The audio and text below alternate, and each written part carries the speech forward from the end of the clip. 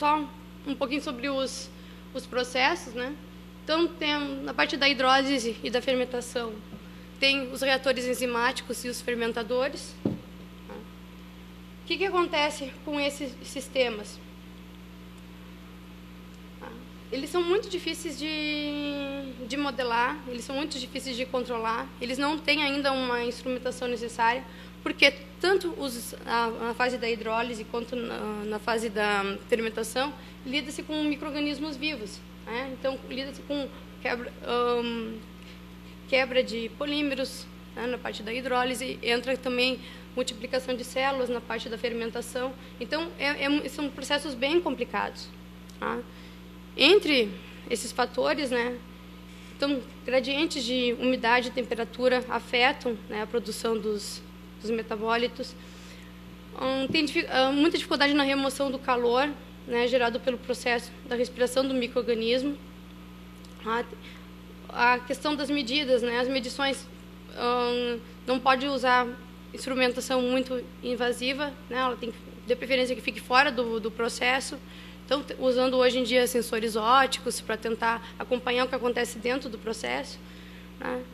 Mas mesmo as medições mais triviais, que seriam de temperatura, pH e do oxigênio dissolvido, elas são muito ruidosas na instrumentação atual, porque o processo ele é muito não linear. E a parte de concentração do substrato, né, ou seja, do açúcar que está sendo consumido ali dentro, e do etanol, do produto formado, também ele é muito difícil de monitorar. E isso é essencial, né, porque nessa parte vocês podem perder toda a fermentação. Dá para fazer uma analogia quando vocês fazem um bolo, por exemplo, né? Vocês colocam o fermento, fazem um bolo. Se vocês abrirem o forno antes da hora, né, fizerem um gradiente de temperatura ali, o que vai acontecer? Ele vai abatumar. Isso é o que acontece nos processos de fermentação. Se não estiver bem controlado, as células elas acabam morrendo e vocês não conseguem o produto, né, que vocês desejam. Questão de instrumentação, então, que é uma parte que tem muita pesquisa envolvida e ainda tem bastante campo, né, para essa área, é a questão dos diferentes tipos de monitoração que se quer, né? No caso online, essa primeira parte, a monitoração online, que é a mais complicada. Então, é a mais difícil, né? São os equipamentos, são muito caros também, os medidores. Conseguir que o sensor seja acoplado e dê a resposta em tempo real, né? Tem um tempo menor do que o tempo de residência do reator, é complicado, né? Atualmente, a maioria eles acabam sendo offline ou at-line. O offline, no caso, pega lá a amostra, leva para o analisador. Esse analisador ele tem um determinado tempo para fornecer essa análise. Por exemplo, aqui na condensação que a gente trabalha, ele, tirando a amostra até estabilizar dentro do densímetro, ele leva uns 10 minutos. Então, depois disso, vai lá e coloca no computador esse dado. Então, demora. Tá? E o caso do tempo de amostragem em linha seria também o chamado densímetro online. O que ele fica? Ele fica em linha, mas mesmo assim ele leva, às vezes, 5 minutos para fornecer o dado para o computador, mesmo que não tenha a necessidade da amostragem. Então, nessa questão da instrumentação, também tem muita coisa para ser desenvolvida para essa área, né? Parte de modelagem matemática. Os modelos têm reações altamente complexas. Essa parte que lida com micro-organismos vivos, né, é uma parte mais complicada. As dinâmicas são não lineares. Precisa de um ajuste feedback-feed-forward para poder também controlar o que acontece no processo. A variabilidade paramétrica, nesses casos, também é bem expressiva. É muito difícil conseguir montar um modelo estruturado e, nesse modelo estruturado, fazer a estimação dos parâmetros, porque são muitos parâmetros. E também tem o problema que é difícil de validar, porque não tem a questão da instrumentação. Muitas das medidas, né, não tem a questão da instrumentação, porque muitas elas não são as medidas necessárias, né, não estão medidas na prática. Então, fica difícil de ter um modelo estruturado. Tá? Na parte de controle de processos, o ideal é sempre ter um controle baseado em modelo com parametrização online, né? Está sendo usado algoritmos heurísticos, detecção de falhas analisadas com PCA, PLS, Feita a calibração multivariada por monitoração online das variáveis de estado, né? Já que essas variáveis não são medidas, elas precisam ser inferidas, porque se elas não forem conhecidas, não tem como ter esse processo, né? É sempre necessário o uso de ferramentas computacionais inteligentes, né, como estimação paramétricas, redes neuronais, lógica fuzzy, filtros de Kalman, entre algumas outras. Tá? Isso para o caso da hidrólise e da fermentação. As colunas de destilação, embora pareçam um processo mais simples, até que no caso do etanol, água, né, ser uma mistura binária, ela também não é tão trivial do ponto de vista de controle de processos.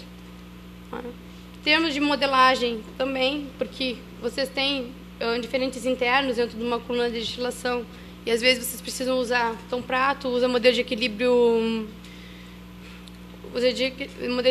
termodinâmica desses pratos, ou então vocês têm algum tipo de anéis de Reich, daí precisa de um modelo de transferência de massa. Às vezes é complicado e vocês também têm a necessidade de usar modelos empíricos, né, que são esses que eu citei anteriormente, né, a parte de estimação paramétrica, rede neuronal, e para ter dados mais precisos, combinar isso, né, com os modelos fenomenológicos e ter os modelos híbridos. Então, a parte de modelagem também é um pouquinho complicada. Tá? No controle do processos, existem elevadas constantes de tempo, né, e que geram atrasos na resposta. Então, às vezes, que nem nas outras colunas que a gente trabalha, a temperatura atinge um determinado nível, a gente quer que esse nível onde está a temperatura baixa, injeta água, mas custa muito tempo até conseguir resfriar, né? A resposta é muito lenta. Né? São processos não lineares, né? Tem restrições operacionais, que no caso, produção de álcool combustível, a gente quer 95% em volume no topo da coluna, né? Então, para alcançar esse valor desejado, é preciso que nos demais pratos vocês também atinjam valores desejados. Tá? E tem outro problema, que é a questão do acoplamento das variáveis. Por exemplo, a concentração ela depende de diversas temperaturas na coluna. Tá? Só para colocar um exemplo, né? Uma coluna, processo simples, ele tem 5 graus de liberdade, que são as válvulas que estão marcadas ali. Tá? Uma delas é sempre usada para pressão, que é em termos de regulação, é a principal variável, né, para poder operar na coluna, né, garantir que haja troca térmica com a solução hidroalcoólica e saia o etanol na forma de vapor no topo da coluna. As outras duas válvulas, elas controlam o nível dos vasos de topo e de fundo. Tá? E aí, para a composição, vocês precisam de duas variáveis para ser manipuladas. Né? Tanto a injeção de calor, porque a composição é diretamente afetada pela temperatura da coluna, e quanto o refluxo. Né? O refluxo, no caso, se o etanol não está enriquecido o suficiente, ele retorna para a coluna para melhorar a composição. Nessa questão, né, da composição, como eu disse anteriormente, tem o problema dos analisadores. É o ideal ter analisadores em linha, mas em compensação tem a questão do tempo morto, que é associado tanto à parte da amostragem e da análise, que dá em torno de 5 minutos, né? Mesmo naquela questão que ele está em linha ali. Os controladores PID eles precisam de um mecanismo de compensação de tempo morto, né? Uma sintonia compatível, que tem menor ganho, maior constante de integração. E a outra opção é usar inferências da composição pela medição de temperatura e controlar a temperatura indiretamente, controlar a composição indiretamente. Isso é o que mais é feito. Tá? O que acontece? Ele acaba sendo um sistema multivariável, já que eu quero controlar a composição por duas temperaturas. Eu vou ter, por exemplo, composição, quero controlar no fundo e no topo, que eu preciso saber quanto que tem leve no fundo e quanto que tem de pesados no topo. Né? Preciso usar as duas válvulas que eu tenho ali, né, de injeção para a parte de injeção de calor, ou então para retorno do etanol para a minha coluna. E aí eu tenho que ficar naquela questão, o que eu uso, né? Se eu uso, qual das variáveis que eu uso para controlar determinada composição. Nessa questão entram várias técnicas, né? RGA, algumas técnicas bem conhecidas de controle, mas no final vocês acabam não podendo usar um controlador simples de uma entrada e uma saída, e surge a necessidade de um controlador multivariável, né? E pode ser o PID, pode ser um controlador preditivo mais baseado em modelo, linear ou não linear, né? Controlador cascata, né? O razão, o antecipatório. Então, até as técnicas usadas para o controle, elas acabam sendo um pouquinho mais complicadas. Tá? Considerando todos esses problemas e todas essas oportunidades de pesquisa, a gente montou um grupo, né? Eu e o professor Clayton Frank, da Engenharia Elétrica, professor da Engenharia de Controle e Automação também. E faz 3 meses que a gente está trabalhando. A gente tem uma equipe relativamente pequena, né? Nós temos 2 mestrandos do programa de pós-graduação em Engenharia de Produção trabalhando com a gente, né? Alguns 3 alunos de iniciação científica, vocês podem ver, um é da Engenharia Elétrica, o outro da Engenharia de Controle e Automação, a outra da Engenharia Química, né? A gente tem uma química nessa parte analítica que nos ajuda lá no laboratório, e a gente tem alguns professores colaboradores do próprio programa de pós-graduação em Engenharia de Produção, que é o professor Márcio Mazzucci, o professor Ronaldo Hoffman e o professor Sérgio Lisiano. É um grupo bem genérico, no caso, né? Porque a gente precisa...